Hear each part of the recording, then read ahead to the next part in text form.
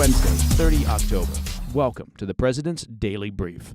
I'm Mike Baker, your eyes and ears on the world stage. All right, let's get briefed. First up on today's show, a warning that the United States could be facing a critical shortage of air defense missiles, just as global conflicts push demand to its limits. Dwindling stockpiles could leave America vulnerable if another crisis breaks out. Sorry, we're fresh out of missiles. Later in the program, Israel takes a dramatic step against the UN Relief and Works Agency, known as UNRWA, accusing it of ties to terror groups. That's a move that's raising concerns at the White House and causing international backlash. Plus, what's old is new again, as Russia has launched a series of nuclear drills, test-firing long-range missiles in a simulation of a massive nuclear retaliation. And in today's back of the brief, paranoia is gripping Pyongyang. Oh, well, that's not particularly new, as North Korea ramps up security to protect leader Kim from potential assassination threats. But first, today's PDB Spotlight. I want to bring your attention to an issue that was flagged by reporting from the Wall Street Journal, and that is the Pentagon's shortage of air defense missiles, a situation that obviously could have serious implications for U.S. security interests globally, especially if another major conflict erupts. And Lord knows, we're certainly overdue for another major conflict. When you think about the war zones and the conflicts that we frequently cover here on the PDB, Ukraine, Israel, Hamas, Hezbollah, the Houthis in Iran, tensions on the Korean Peninsula, the Chinese regime's increasingly aggressive behavior in the South China Sea, well, a common thread becomes clear. They all rely, or could rely, heavily on robust air defense systems. This shared need has driven the demand for missile interceptors to record levels. But let's just focus for now on the Middle East. The Journal reports that since the conflict in Gaza began in October of 2023, the United States has launched more than 100 Standard missiles from its ships to help shield Israeli airspace and protect vessels in the Red Sea. That includes about a dozen during Iran's October 1st missile attack on Israel. Now, Standard missiles are the most common type of interceptor that the U.S. uses.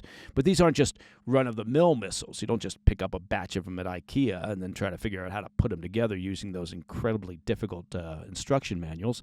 They're sophisticated hardware with a supply chain that's neither quick nor easy to scale up. Like many pieces of military hardware, they're made by a single company. That would be RTX. And that's the company formerly known as Raytheon. Now, RTX only produces a few hundred Standard missiles each year, and that's for the entire global market, not just U.S. demands. Roughly 14 allied nations also rely on these interceptors as part of their defenses, making each one a significant piece of hardware. A single Standard missile, as you might imagine, is not inexpensive. It costs millions of dollars, which adds up fast when two are often fired at each target to ensure a hit. Just since last year, over $1.8 billion has been spent by the Navy deploying interceptors against Iran and its proxies. As the Wall Street Journal highlighted, the Pentagon faces a unique challenge with simultaneous demands for resources in the Middle East and Europe, given Russia's ongoing war, of course, in Ukraine. But they're engaging in a difficult balancing act because these same missile reserves are vital for potential conflicts in the Pacific. Analysts are raising concerns that by drawing down inventory for the Middle East, the U.S. could risk its preparedness for an unforeseen situation in Asia. Now, the Pentagon has options, but they're not perfect. It's recently set up additional Patriot missile defense systems and deployed the THAAD system in Israel to help ease the pressure on the Standard missile inventory. But both systems have finite resources, and each carries logistical challenges. Defense officials like Navy Secretary Carlos Del Toro are pressing manufacturers to increase missile production, but that, as you might imagine, is easier said than done. Manufacturers would need to make significant financial commitments, adding production lines and expanding facilities and, of course, hiring skilled labor. Without long-term contracts from the Pentagon, these expansions are, frankly, a risky investment for the private companies. However, Del Toro and others at the Pentagon are making the case for the country's readiness. Experts, such as former Rear Admiral Mark Montgomery, argue that U.S. military readiness in the Pacific could be at stake. Missiles deployed in the Middle East today, well, might mean fewer available for the Pacific tomorrow. All right, coming up after the break. Israel's clash with a UN agency over terror ties sparks global backlash, and Russia ramps up nuclear drills in a show of force. I'll have those stories when we come back.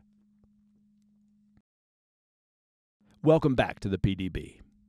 Turning to Israel, where the Knesset, that's the country's parliament, passed legislation banning the United Nations Relief and Works Agency for Palestinian Refugees in the Near East, more concisely known as UNRWA, operations within the country. The legislation, driven by allegations of Hamas infiltration within UNRWA, and those allegations, of course, are driven by evidence of Hamas infiltration, has sparked international debate and concern regarding continued humanitarian aid for Palestinians. UNRWA was established back in 1949 to provide relief for Palestinian refugees displaced during the 1948 Arab-Israeli conflict. It has since long served as a provider of health and education and social services for Palestinian refugees in Gaza, the West Bank, and surrounding areas. However, Israeli leaders have expressed increasing concern about UNRWA's activities after some individuals who took part in the brutal 7 October attacks were found to be employed with UNRWA. On Monday, the Knesset's passage of 2 complementary bills received broad backing, 92-10 on the coalition bill and 87-15 on the opposition measure. The cross-party support revoked privileges like visas for UNRWA employees and formally severed ties with the agency. Now, Knesset member Yulia Melanovsky, one of the bill's sponsors, dedicated the law to those affected by violence linked to Hamas, stating, quote, "Finally, the Iron Curtain has fallen on this terrorist organization that we have been fighting against for almost a year." Prime Minister Netanyahu's office stated that UNRWA staff with alleged terrorist ties, quote, "must be held accountable," but emphasized Israel is committed to avoiding a humanitarian crisis so long as it aligns with security interests. Speaking to reporters, Israel's UN ambassador Danny Danon echoed Netanyahu's stance, stating, quote, "UNRWA was infiltrated by Hamas many years ago," adding Israel plans to continue working with other UN entities like UNICEF and the WHO, that would be the WHO, for essential humanitarian campaigns. The Knesset vote drew strong international reactions, as you might imagine, certainly stronger than when some UNRWA staff were found to have taken part in the 7 October attacks. UN Secretary General Antonio Guterres formally rebuked Israel, warning of, quote, "devastating consequences for Palestinian refugees and potential violations of obligations." Guterres announced plans to bring the issue before the UN General Assembly, urging Israel to uphold its commitments under international law. UNRWA Commissioner General Philippe Lazzarini echoed these concerns, labeling the bills as a, quote, "dangerous precedent that undermines Israel's standing in the humanitarian community." The U.S. State Department also expressed alarm.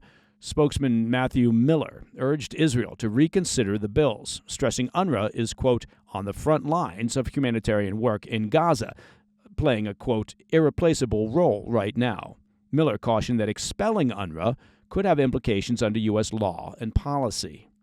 A joint statement from Ireland, Norway, Slovenia, and Spain condemned Israel's move, warning it, quote, "sets a very serious precedent for UN operations." The countries pledged continued support for UNRWA's essential services to millions of Palestinians. Hamas responded by condemning the vote as an act of, quote, "Zionist aggression." Oh, well, they would know aggression, wouldn't they? Signaling likely escalation in the weeks ahead as international entities press Israel to balance security priorities with humanitarian needs. Now, not to put too fine a point on it, but if Hamas actually cared about Palestinian civilians, well, they wouldn't have hidden behind UNRWA and other key infrastructure within Gaza. UNRWA admitted months ago that numerous staffers had taken part in the Hamas attacks by firing them after an internal investigation.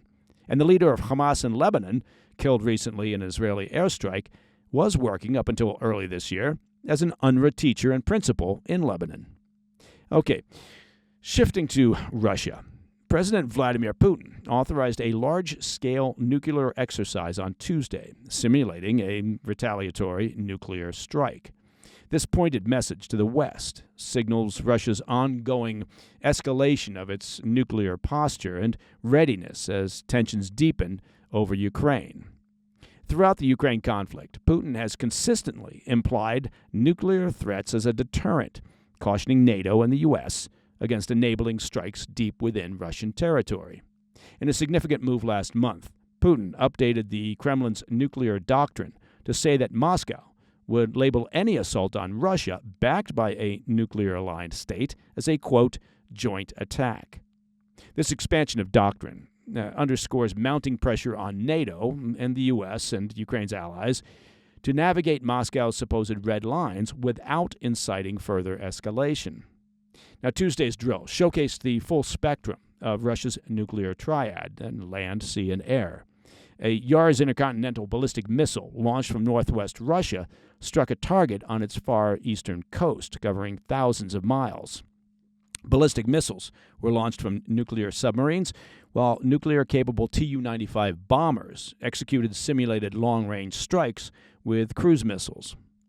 Russia's defense minister confirmed to Putin that this exercise simulated a, quote, massive nuclear strike in retaliation for a hypothetical enemy nuclear attack, and each missile reportedly reached its designated target. That would be a successful test of Russia's strategic readiness.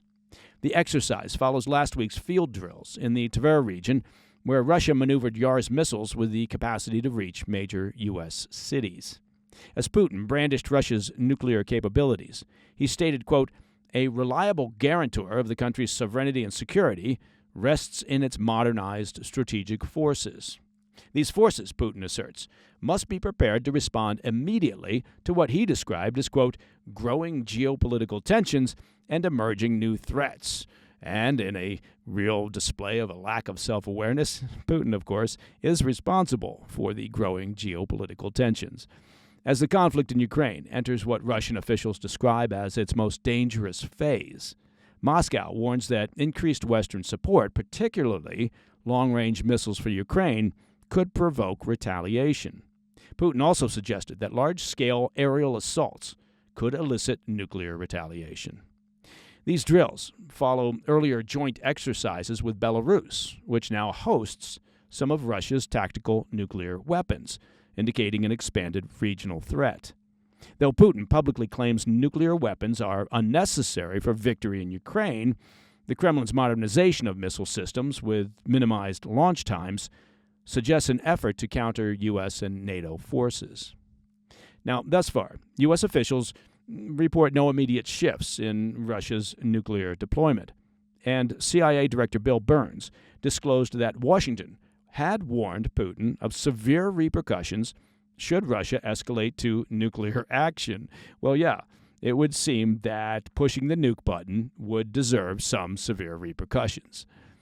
Up next in the back of the brief, North Korea is ramping up security around Kim Jong Un out of fear that the so-called dear leader could be the target of an assassination attempt.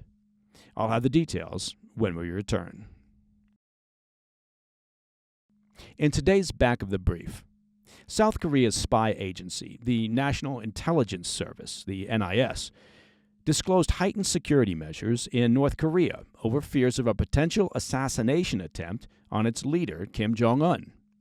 In a parliamentary audit on Tuesday, the NIS revealed North Korea's top brass rolled out high-tech defense equipment, including communications jamming vehicles and drone detection systems, as Kim's security concerns appear to mount. Now, this intense focus on security reflects a jittery Kim regime, especially as the North Korean leader has been increasingly visible this year, logging 110 public appearances, which is a 60% increase over last year.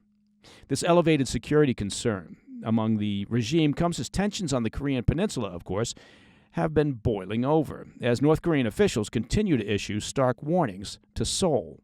On Saturday, the North Korean defense minister cautioned that any further intrusion of its land, air, or sea by South Korea would prompt an immediate and forceful counterstrike. Now, this warning followed claims that a South Korean drone crashed in one of Pyongyang's districts, an incident that South Korean Defense Ministry dismissed as, quote, not worth verifying, adding to the growing paranoia from the North. North Korea's international posture is under scrutiny as well, with Foreign Minister Choi Sun-hui traveling to Moscow on Monday. Although North Korea has not disclosed the trip's purpose, South Korean lawmakers briefed on the matter suggest that Choi's mission may be to negotiate high-level support agreements, potentially involving additional North Korean troops for the conflict in Ukraine. In exchange, Pyongyang will likely seek assurances from Moscow related to mutual support in the event of a growing conflict on the Korean peninsula. Now, as highlighted here on the PDB, over the recent past, North Korea's stance towards South Korea has grown increasingly hostile. Abandoning past calls for reunification, Pyongyang has now branded Seoul as the, quote, principal enemy.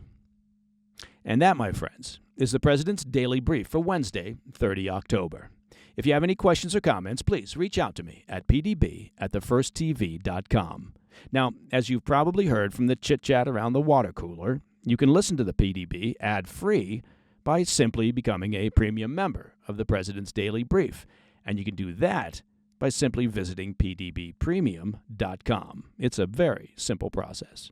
I'm Mike Baker, and I'll be back later today with the PDB Afternoon Bulletin. Until then, stay informed, stay safe, stay cool. Hey, thanks for tuning in. If you enjoyed this video, don't forget to hit that like button and leave a comment, a really positive, nice, and kind comment. That would be appreciated. And if you're not already subscribed to our channel, make sure to subscribe and turn on notifications so you don't miss any of our daily updates.